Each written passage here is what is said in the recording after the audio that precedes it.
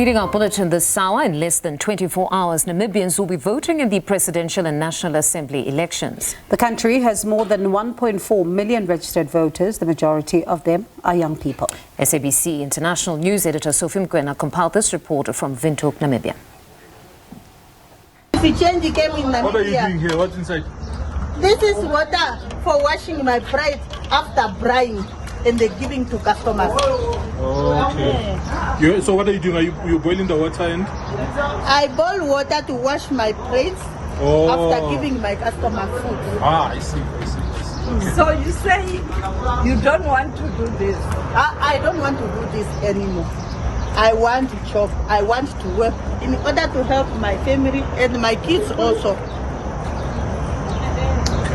I want the unemployment rate to reduce, and for the unemployment people or the less fortunate people to get a chance, also for the landless people also to get their property, the old people that is staying long in Namibia, us that we are Namibians, to get also our fair chance that is less privileged to be privileged also. I want the election to be fine tomorrow. For tomorrow I'm going to vote for the Swapo party, for the Memetumbo, and therefore we want the change, everything to be changed, whether unemployment or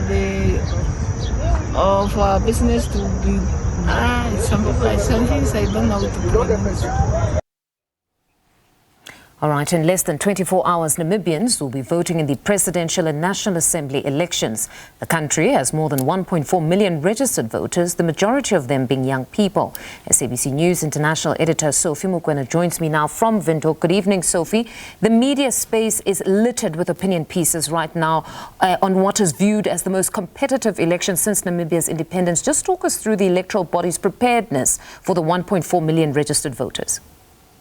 Well, yesterday we spoke to the Electoral Commission, the CEO. He indicated that they are ready for elections and that the election material have been transported to different polling stations across the country. And also you'd realize that there was a challenge in relation to those people who are supposed to man those polling stations, the staff of the Electoral Commission, where they were complaining about payment. And he told me that they've been able to resolve that problem.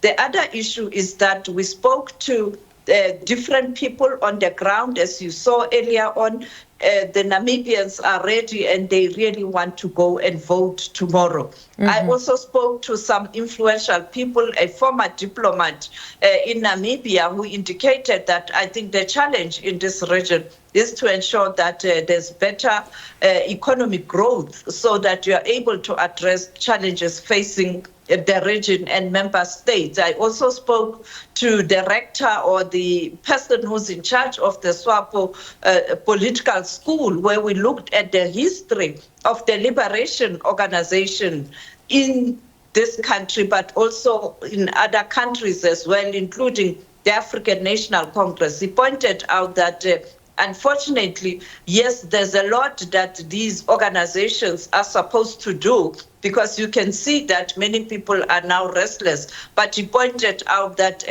these are some of the issues that they will be discussing in the coming days, in the coming weeks when they meet. The first meeting will be in Tanzania, where you have a regional school or a political school for liberation organizations. And of course, later we know that the ANC will be hosting some of these parties in the country. Now, there has been a call for many of those liberation movements to reinvent themselves. Where SWAPO is concerned, they are fielding a female candidate, its current vice president. Whether she takes it or any other party takes it, history will most certainly be made, Sophie.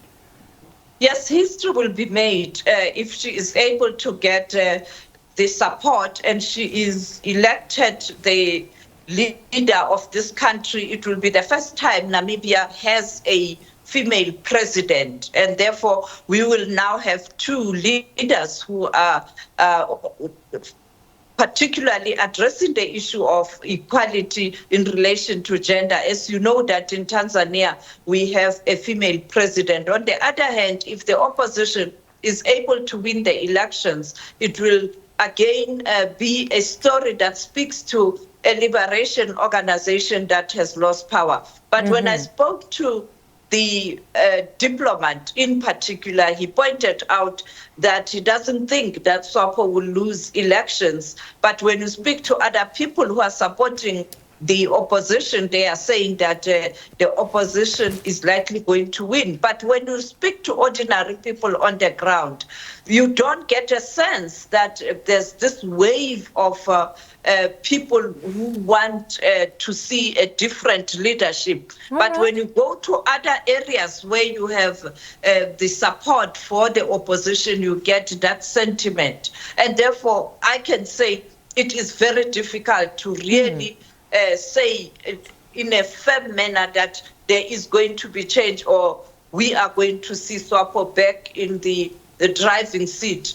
I think that should only be something that we can talk about tomorrow when the Namibians themselves have decided who must lead this country. So it seems too close to call at this point. But what have analysts had to say? Are they perhaps seeing a front runner at this point?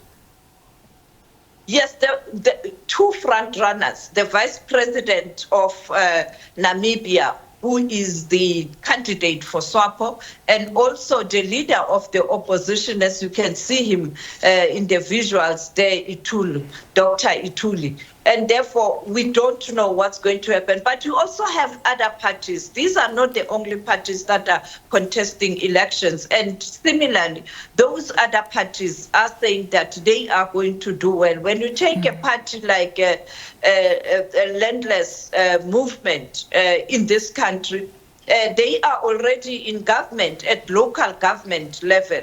And therefore, it is not a straightforward story as many people think it is. All right, Sophie, thank you very much for that update. That's SABC News international editor Sophie Mkwena in Namibia for us.